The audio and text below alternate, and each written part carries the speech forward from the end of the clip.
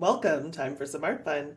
Today, we're going to talk about a bunch of different things, and this video could have been called How to Fill Your Sketchbook, How to Love on Your Art Supplies, or How to Stop Buying New Art Supplies. I'll pick one of those, and then you can watch this video, so stick around. If you watch this channel, you know that I've done a lot of art supply hauls, a lot of art supply reviews, and I have tried to make a challenge for myself to stop buying quite so many art supplies and start using them up. And so this video is going to talk to you about how you can take on a challenge like this too if you're interested, and inspire you to use the materials you have and maybe take a break from buying so many materials, because I want to help you do that too, just like I want to help myself do that. So let's talk about the first tip. My very first tip on what to do if you want to maybe try to cut down on buying so many art supplies is to take an inventory. And I have not cleaned up for this video, so this might not be as beautiful as it usually is, but just go through every single brush, for instance, that you have, every single marker that you have, every single fountain pen, ink, watercolor, everything that you have in a certain category. And that's one of the reasons I really like having my swatch book, is I can put down every single type of gouache, every acrylic, every colored pencil, every watercolor, and I can figure out what I have, and by just looking at it, I can see, you know what, I don't really need any more of this type of thing because I have so many I have to use through before I'm ready for something new. So taking an inventory, almost Marie Kondo style, and saying what is bringing me joy and what is not, and that alone can help you kind of not want to buy anything new, because you'll think to yourself, holy smokes, how am I going to get through all the stuff I already have? And this doesn't apply to everyone, because a lot of people don't have a ton of art supplies. Most people in the world would not have as many art supplies as me, because it's literally the only thing I spend my money on. And I have an art channel and I make art every single day, and I fill sketchbook after sketchbook, so I know that I'm weird. But all of us have some kind of art supplies if we make art. And this, I find, is a good way to start remembering what you have and appreciating what you have. If you go through your whole house and say, not just what paints do I have, but like what pens do I have? What pencils do I have? Even if all you have are a couple of pens or a couple of mechanical pencils, I've seen people make incredible art with just this, a color pencil that's erasable, and you do your sketch and you have a lot of different gradients and a lot of different value changes just with pressing down harder or lighter, erasing, things like that. So just taking an inventory of everything you have in your house that you could make art with, that is a huge first step to making you feel like, ooh, I'm inspired. I found something I haven't touched in a while. I found something I haven't used in a while. I want to use that. So that's tip number one. Tip number two is when you've gone through all of your stuff and you decide, I want to use something, I would really recommend you create a swatch sheet. This is my cheaper sketchbook. This is my Handbook Journal Co. sketchbook. And this is the one I really just play in and just have fun. And this is a sketchbook that I will do swatches in if I just want to use something and feel like inspired by the colors and see them moving. And I do have a dedicated swatch book, so I have swatches of those materials in here. Like that was my Regina's watercolors, and I have swatches of my Regina's watercolors in this book, but I just sometimes want to re-swatch it just to get re-inspired. Like there's the Regina's watercolor swatches in this book, but these I made a really long time ago, closer to when I got I usually make them right when I get a material. And by having these new ones that I just used and just spread out, and just something about watching them move on the paper sketch, I love swatching. I love swatching. I don't know about you all. It is very therapeutic to me. And swatching my art materials helps me say, ooh, these are so pretty, and just rekindles some of that initial love you have when you first unbox and get something in the mail and you think to yourself, this is so pretty, I can't wait to use it.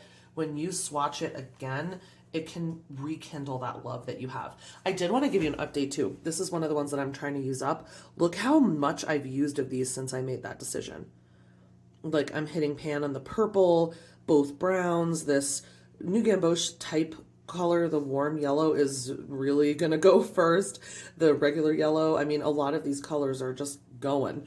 So it's really satisfying to see that, and it's really satisfying to make swatches. So that's tip number 2. Tip number 3 for wanting to appreciate your art supplies that you have, and it also counts, just like this one does, as how to fill your sketchbook. You can fill a page with swatching and then just playing with the colors. That's what I did here.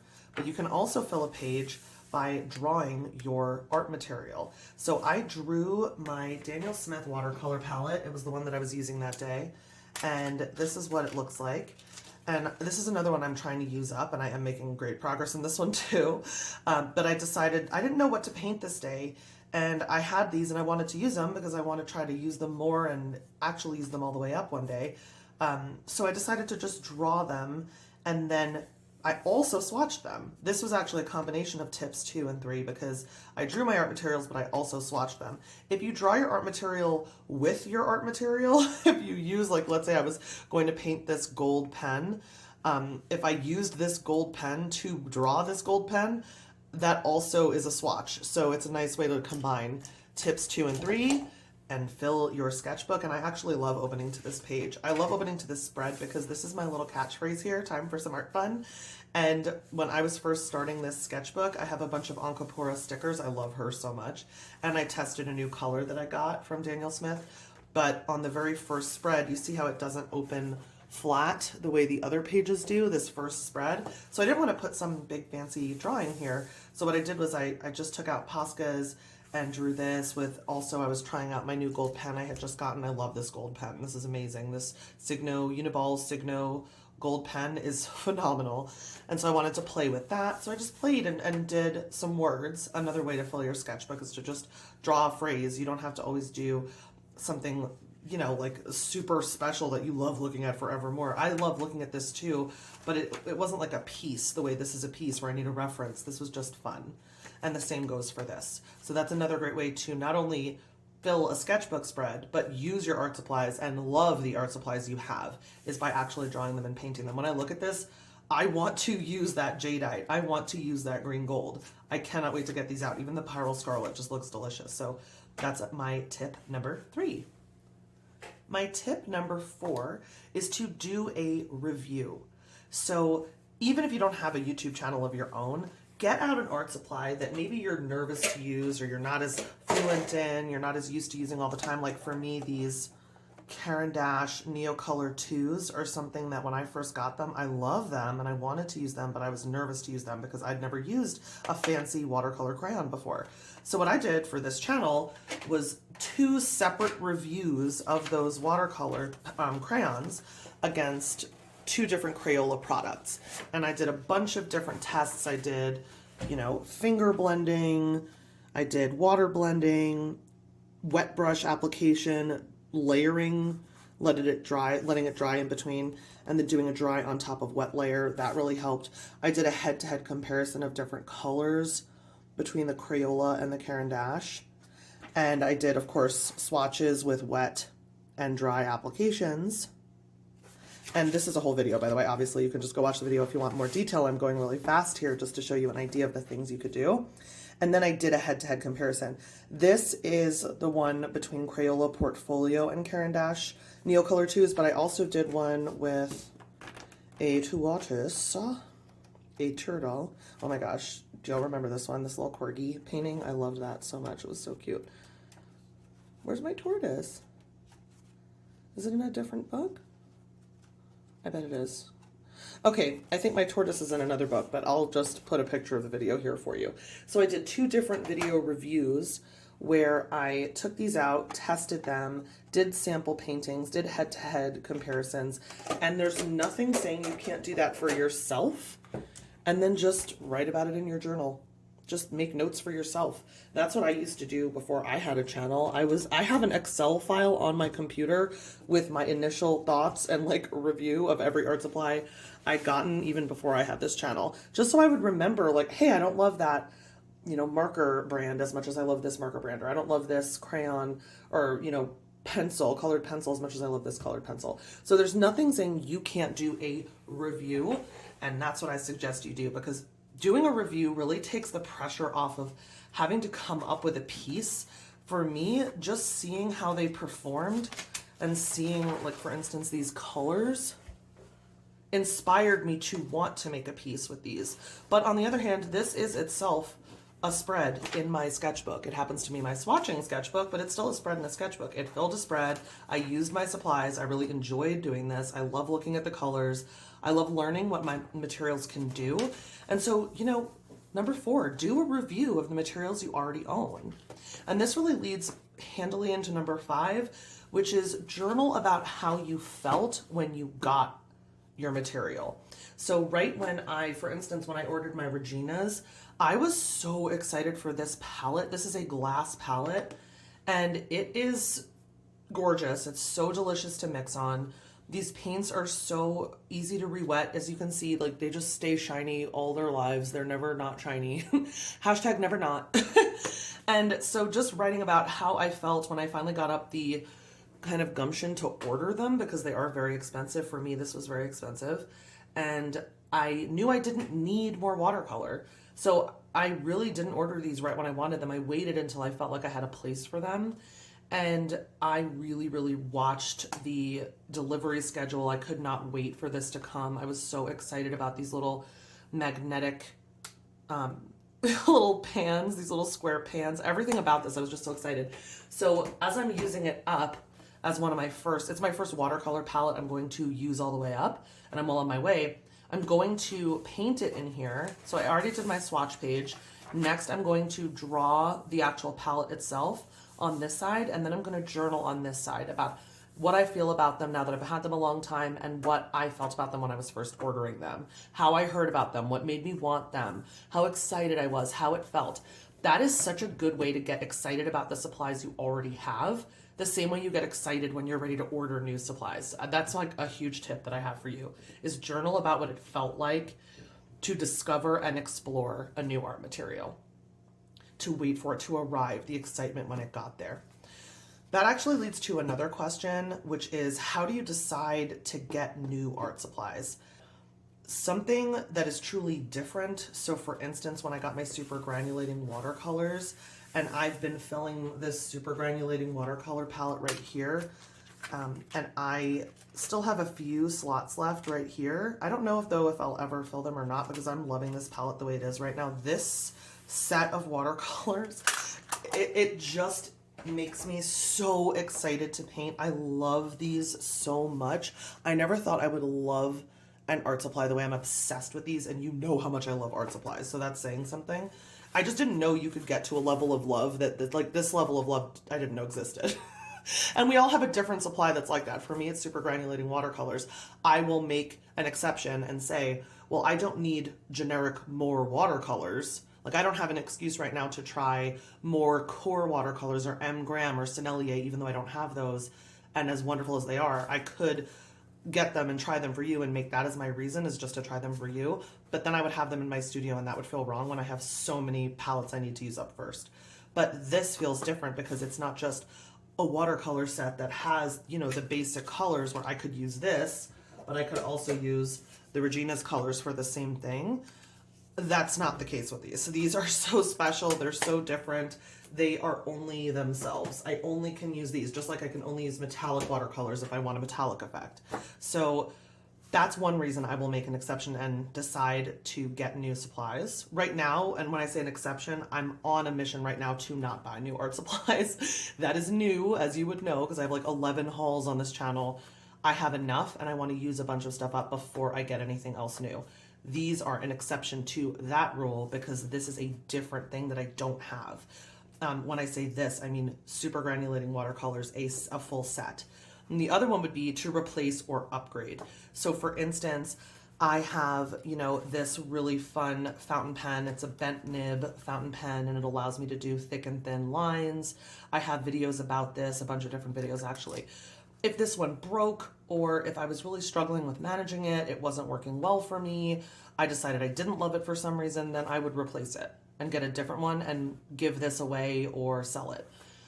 Same with these water brushes. I love having India ink in a water brush just ready to go. I just leave them in here all the time. But as you can see, because of how India ink is, it's a little bit abrasive and corrosive.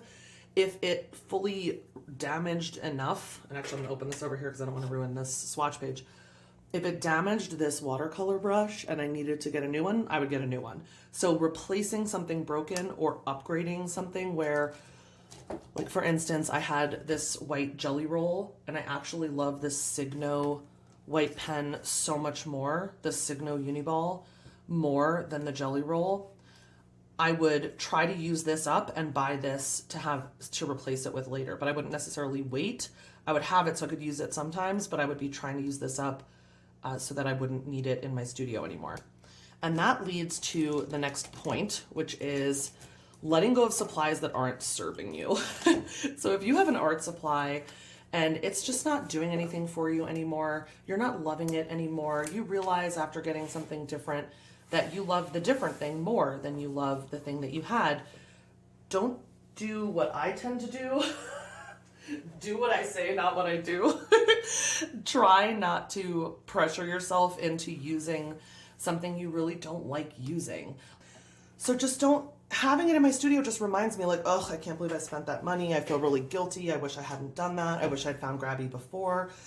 And I really have no reason to do that to myself. I should be able to let go of supplies that aren't serving me and make room in my studio and in my mind for supplies that do serve me and that I do love. So that's a tip that I have when you're going through this process and you're doing your inventory and you're looking at your supplies and you're making your swatches. If you see something and you say, you know what, I don't love that. I don't want that in my studio anymore.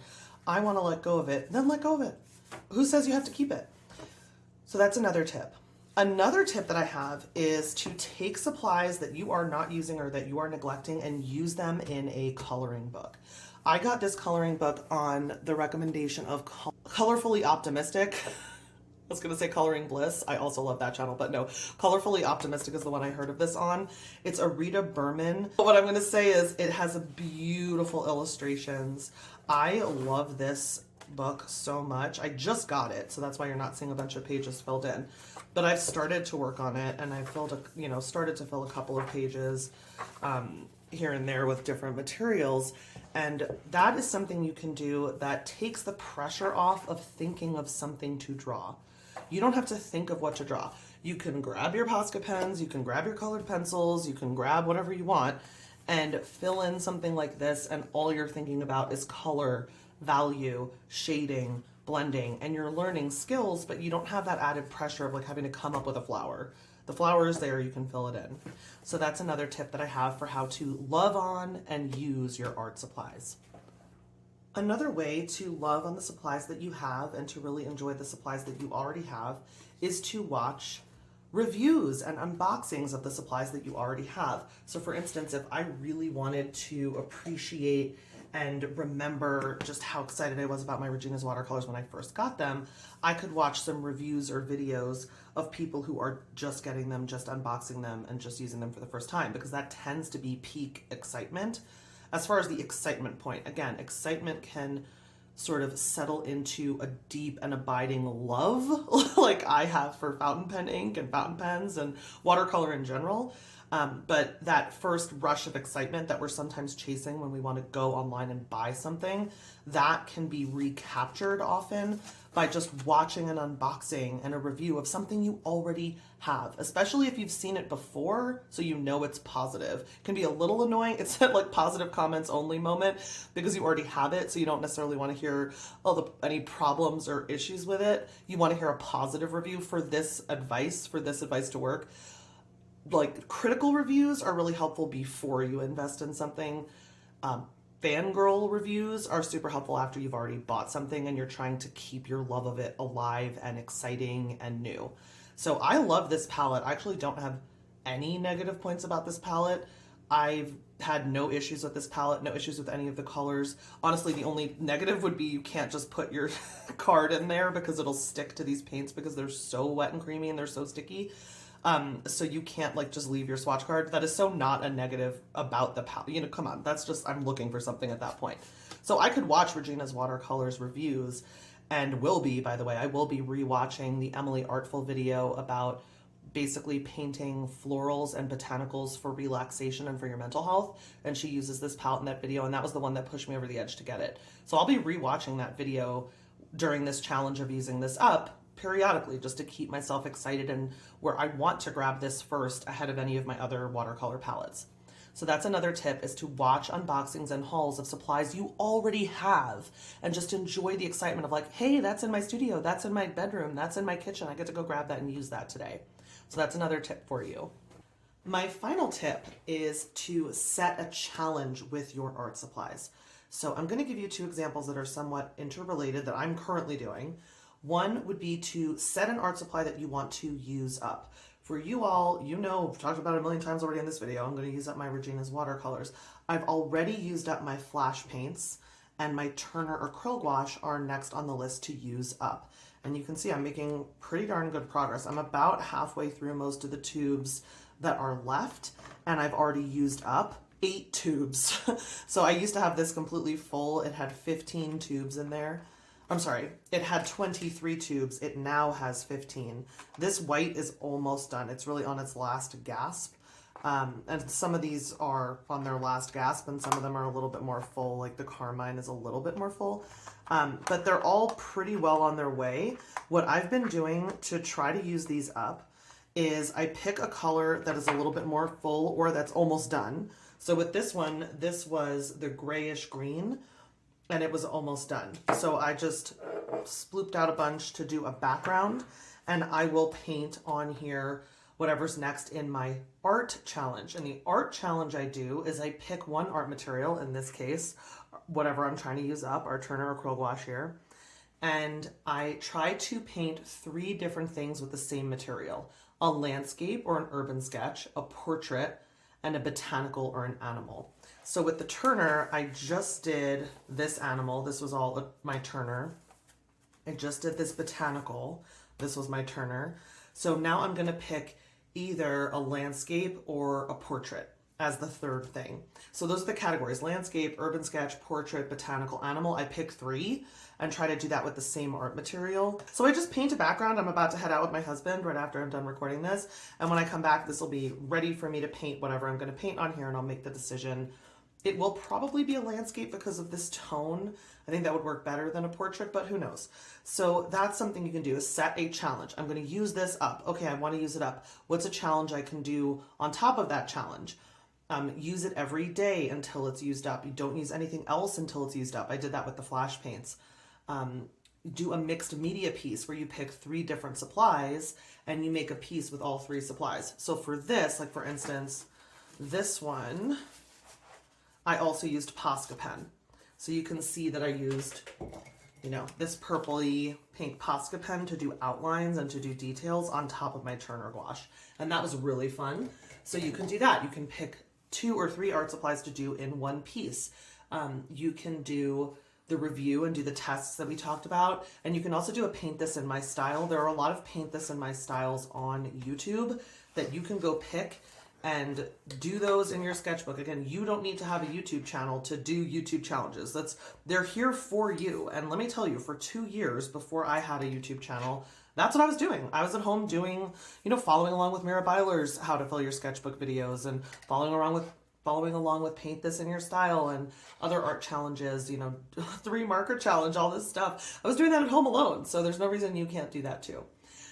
So that's, first of all, an update on how my use my supplies up challenge is going, my personal challenge. Flash paints are done.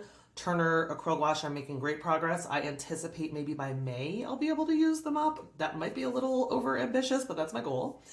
And then after that, it will be the Regina's watercolors, which I'm overlapping with these because I really can't go a long time without one or the other. I really don't like to go too long without gouache or acrylic gouache, and I don't like to go too long without watercolor. It's just not as fun for me. I love them all too much to wait and just do one for too long. The flash paints, I just had 6 tubes and they were already halfway done when I started the challenge. Okay, wow. We have like a leaning tower of Domino's / Pizza. Not Domino's Pizza. Domino effect on a leaning tower of Pisa. So I hope that this was super helpful for you. I hope that you enjoyed the video. I hope that you enjoyed a nice look at a pretty little flip through of a beautiful coloring book, and that you take some of these challenges and take some of this advice to really love on and enjoy the supplies that you have. Until next time, remember, create something cute.